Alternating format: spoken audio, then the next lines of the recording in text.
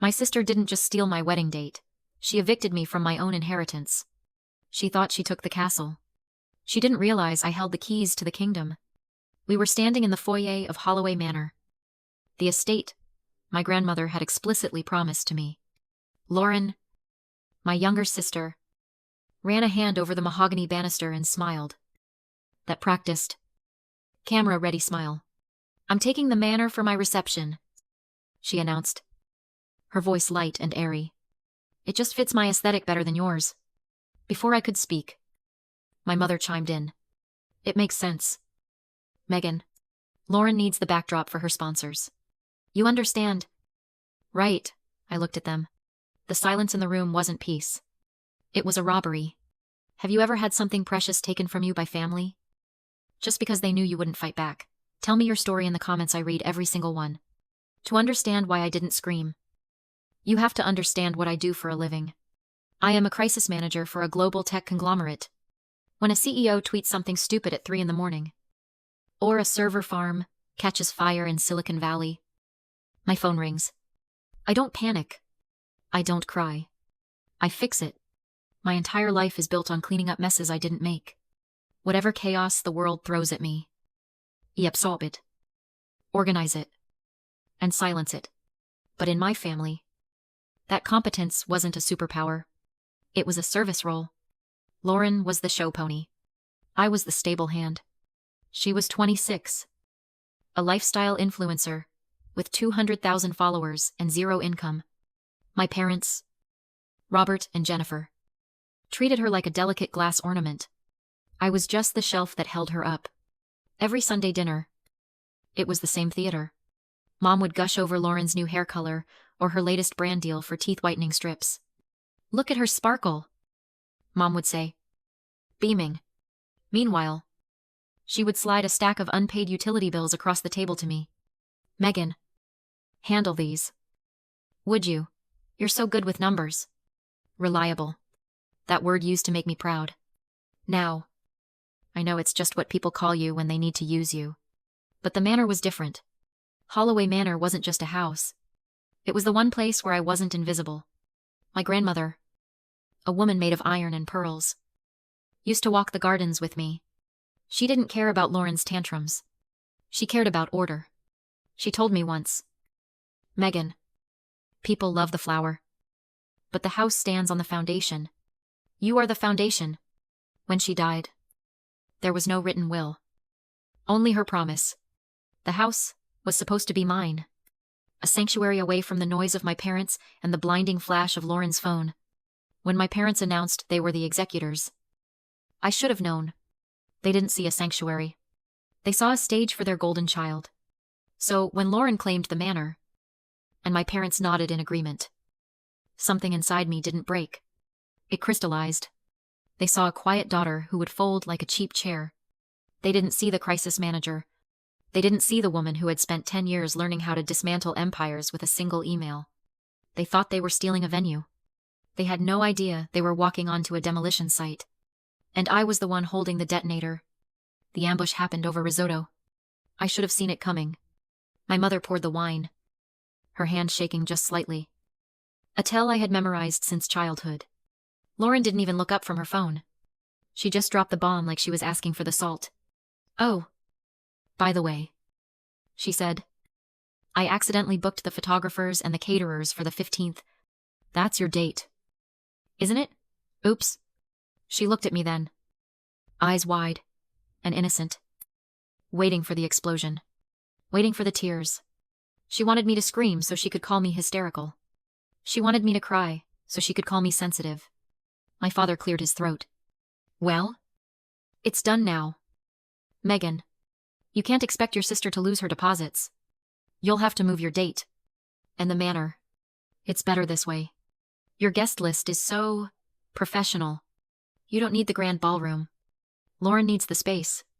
In crisis management, there is a technique we use when dealing with irrational, high-conflict personalities. It's called the Gray Rock Method. The premise is simple. Toxic people feed on emotional reaction. They drink your anger and feast on your pain. If you want to starve them, you don't fight back. You become a rock. A gray, boring, uninteresting rock. You give them absolutely nothing. No fuel. No fire. Just silence. I looked at my father. I looked at my mother, who was already preparing her defense. I looked at Lauren, smirking behind her wine glass. I took a sip of water. My pulse didn't even jump. I felt a cold, clinical detachment wash over me. They wanted a fight. I wasn't going to give them one. I was going to give them a funeral. Okay, I said. The word hung in the air, heavy and flat. Lauren blinked. What I said, okay, I repeated, my voice steady, devoid of any inflection. You can have the date. You can have the manor. It's yours. My mother frowned, confused by the lack of resistance. You're not upset? She asked, almost disappointed. I shrugged. It's just a venue. If Lauren needs it that badly, she should take it. I cut a piece of mushroom on my plate and ate it. The silence that followed was suffocating. They didn't know what to do. They had prepared for a battle, sharpened their knives, rehearsed their guilt trips. And I had just walked away from the war. I finished my dinner, wiped my mouth, and stood up. I have to work early, I said. Send me the transfer paperwork for the venue. I'll sign it over in the morning. I walked out of that house and didn't look back. I drove for 20 minutes. Not to my apartment, but to the edge of the city, where the skyline met the stars. Joshua was waiting for me. He was standing in front of a skeleton of steel and glass, his breath forming clouds in the cold air. This was his masterpiece, the glass conservatory. It wasn't finished yet, but the bones were there. It was soaring, transparent, modern. It was everything Holloway Manor was not. The manor was dark wood, velvet drap, and secrets hidden in the walls. This place was light. It was truth. Joshua saw my face and stiffened. They took it, didn't they? He asked, his voice tight with anger. I nodded. He kicked a piece of gravel, furious. I'm going back there. I'm going to tell them. No, I interrupted. He looked at me, surprised by my calm. I don't want the manor. Joshua. I looked up at the glass structure rising into the night sky. I realized something tonight. That house is full of dust. It's full of ghosts who don't love me. Why was I fighting so hard to be the queen of a graveyard? I took his hand. I don't want their history. I want our future. I want to get married here. Joshua looked at the construction site, then back at me. Here, but it's transparent. Megan. Exactly, I said. No secrets. No shadows. Just us and the truth. And the guest list, he asked. I smiled. And it was the first genuine smile I had felt in weeks. Oh, the guest list is changing. They wanted the manor. They can have it. But they forgot one thing. A venue is just a building. A wedding is about the people. And the people who matter, the people who hold the power. They don't follow my parents. They follow me. I'm not just changing the location. Joshua, I'm changing the game. The next morning, I didn't cry. I negotiated. I walked into my office at 7 a.m. The city below me still waking up in a haze of gray fog. My assistant tried to hand me a coffee and a sympathetic look she knew about the venue drama, but I waved it away. I didn't need sympathy. I needed leverage. I opened my laptop and pulled up the file on the Anderson merger. Mr. Anderson, the billionaire founder of the tech giant I represented, was trying to close a $50 million acquisition of a rival AI firm. It was the biggest deal of the decade. And the press was circling him like sharks. He needed a place to sign the papers, where no reporters would think to look. A place that was secure, private, and completely off the radar. I picked up the phone. Mr. Anderson picked up on the second ring. Megan, he said, his voice gravelly with stress. Tell me you found a secure location. The press is camped out at my estate. I leaned back in my chair, spinning a pen between my fingers. I did better than that. Sire, I found you a ghost event. Silence, on the other end. Explain. I took a breath. My wedding, I said. It's taking place at the new glass conservatory. It's private property. Construction zone. Clearance only. No press. No leaks. The guest list is airtight. We can disguise the signing ceremony as a toast during the reception. You get your merger. I get my security detail. There was a long pause. Then, I heard a low chuckle. You're turning your own wedding into a corporate black ops site, he asked. Impressed. I smiled at my reflection in the monitor. I'm maximizing assets. Sire, do we have a deal? We have a deal, he said. Make it happen. I hung up and cracked my knuckles. The deal was done. Now came the redirect. I opened the master guest list database. This was where the war would be won, not with screaming matches in a dining room, but with data. My parents thought a wedding was about the centerpiece. They didn't understand that a wedding, at this level, was about networking. My guest list wasn't just family friends. It was the constellation of power, as my industry called it. CEOs, venture capitalists, department heads, the people my parents had spent their entire careers trying to impress. The people whose validation they craved, like oxygen. These people were coming because they respected me. The crisis manager. Not because they liked my mother's cocktail parties. I drafted a single, encrypted email. Subject: urgent update, private venue change. The text was brief, professional, and absolute. Due to security concerns regarding high-profile attendees, the location has been moved to the Glass Conservatory. Please discard previous invitations. Strict NDA, in effect. I hovered my finger over the enter key. I knew exactly what this would do. The moment I sent this, I was effectively splitting the reality of the day in two. My parents and Lauren would go to the manor, expecting a coronation. The real power would come to me, expecting a merger. I didn't hesitate. Click. Sent. The progress bar flashed across the screen, sending the update to the 50 most powerful people in the city. I watched the delivered receipts pop up one by one. Ding. The VP of Operations. Ding. The City Councilman. Ding. Mr. Anderson's entire board of directors. Each notification was a nail in the coffin of my sister's perfect day. And she didn't even know it. I sat back, watching the screen glow. It was terrifyingly simple. My parents had spent years teaching me to be invisible, to work in the shadows, to fix things quietly. They thought they had trained a servant. They didn't realize they had trained a ghost. And now, the ghost was rewriting the script. They could keep the manor. They could keep the dust and the history. I had the future. And in 24 hours, they would find out that you can't pay the bills with aesthetic. The week before the wedding, the silence from my end was absolute, but the noise from theirs was deafening. My phone became a vibrating grenade on the corner of my desk. Buzz. Buzz. Buzz. Lauren was beginning to panic.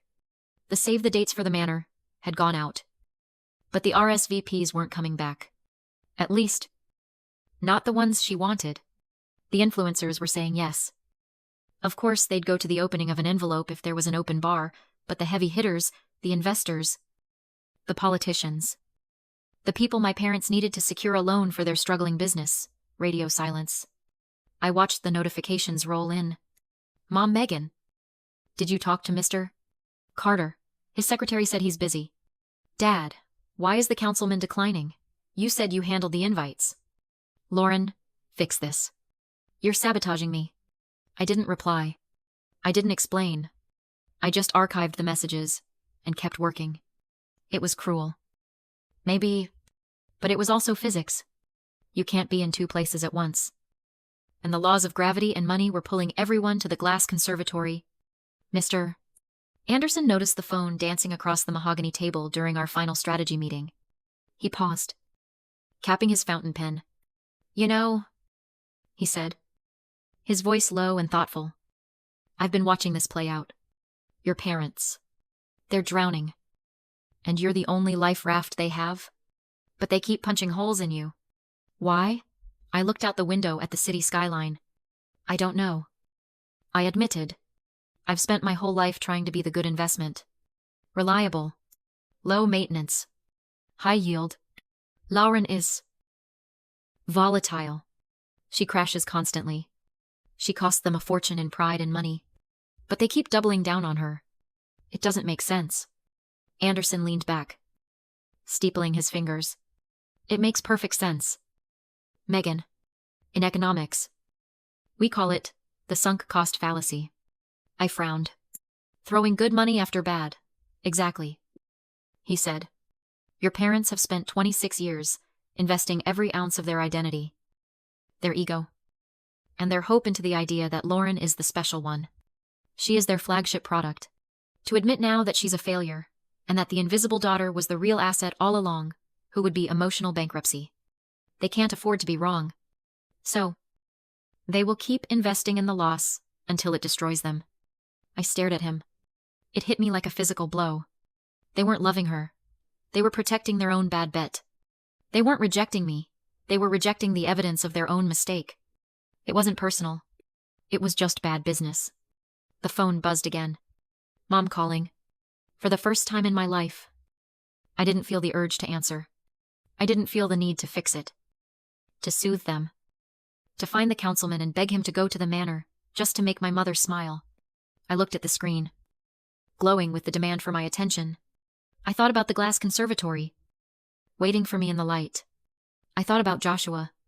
I thought about the $50 million merger that was about to happen, because I was competent. Not because I was special. I'm done auditing their books, I said softly. Anderson smiled. A shark-like grin of approval. Good. Cut the line. I picked up the phone. I didn't answer. I tapped the settings icon. I scrolled down to the contact list. Mom. Dad. Lauren. One by one. I pressed the red text at the bottom of the screen. Block caller. Block caller. Block caller. The phone stopped vibrating. The silence that followed wasn't empty. It was heavy. It was the sound of a bridge collapsing into the sea. And for the first time, I wasn't standing on it. I was safe on the other side. I put the phone down. So, I said, turning back to the merger file, let's talk about security for the entrances. The wedding day arrived like a split screen in a disaster movie. On one side of town, at Holloway Manor, the air was thick with dust and desperation. My contact at the catering company, a friend I'd tipped off months ago, texted me updates. It was a ghost town. The grand ballroom, draped in thousands of dollars of velvet and roses, was empty. The influencers Lauren had invited were there. Of course, taking selfies with the appetizers. But the seats reserved for the power players, the councilmen, the investors empty. Lauren was pacing the floor in her couture gown, shredding a silk napkin, screaming at her bridesmaids to call the VIPs again. My parents stood by the entrance, smiles plastered on their faces, waiting for a motorcade that was never coming. On the other side of town, the glass conservatory was humming. It didn't smell like old perfume and desperation. It smelled like espresso, ozone, and success.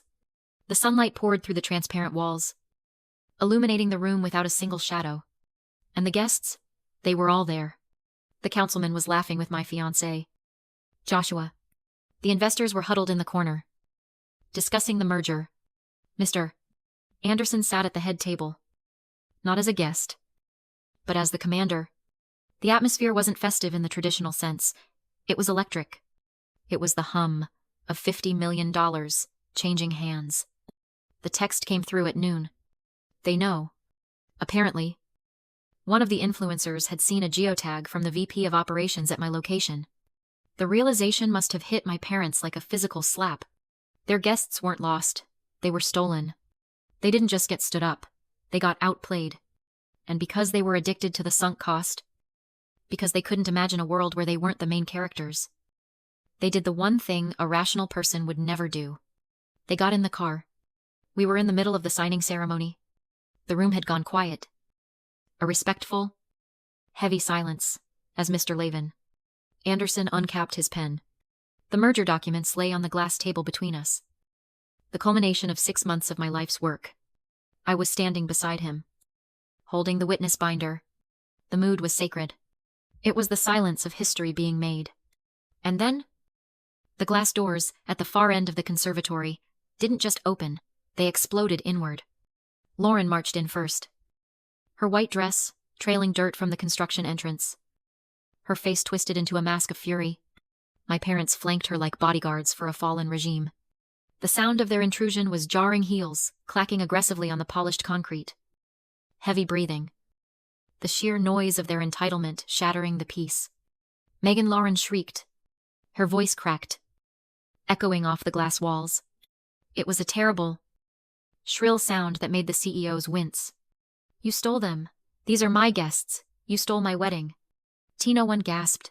50 powerful people just stared at my family the way you'd look at a drunk shouting on a subway. My father tried to bark orders, accusing me of sabotaging Lauren and demanding everyone return to the manor. I didn't move. Mr. Anderson calmly put down his pen, looked at their chaos, and asked, "Who are these people?" When I said, "My family," he turned to them and stated, cold as steel, that they were trespassing on a secure corporate site and were a liability. My mother protested, but 2 corporate security guards escorted them out. No gentleness. No second chances. They looked to me to rescue them. And for the first time in my life, I stayed silent. When the doors closed, Anderson apologized for the noise, and we continued the $50 million signing. The next morning, the city felt clean. My phone, usually buzzing with their crises, was silent. For the first time in 29 years, the anxiety was gone, replaced by something steadier: ownership. I knew what exile looked like in my industry. Overnight, the Reeds became a cautionary tale: volatile, untrustworthy, radioactive. Without the connections I'd provided, their precious manor was just an overpriced shell. I sipped my coffee and imagined them sitting in that dim dining room, stunned, panicking, realizing the fixer wasn't coming. But I had finally learned the truth. Real boundaries aren't loud. They're distant. Power isn't winning the argument, it's refusing to show up for it. In the window reflection, I didn't look like their scapegoat anymore. I looked like a woman who closed a massive deal and severed a toxic limb in the same day. When Joshua hugged me and asked if they'd return, I told him they couldn't. I hadn't just locked the door, I'd moved the house. The glass conservatory wasn't just a venue. It represented the life I chose: transparent, strong, elevated above their mud, their old currency guilt. Pressure. Shame no longer worked here. I changed my number without checking. Missed calls. One click, and the final thread snapped. They kept the manor, and all its dust and ghosts. I kept my peace. In the end, my sister was right. Appearance matters. She chose the illusion of power. I chose the structure of it. Silence isn't empty. It's the sound of boundaries settling. The sound of a life that's finally yours. If you're building your own glass house, your own peace, hit subscribe. I'm Megan, and this is what freedom sounds like.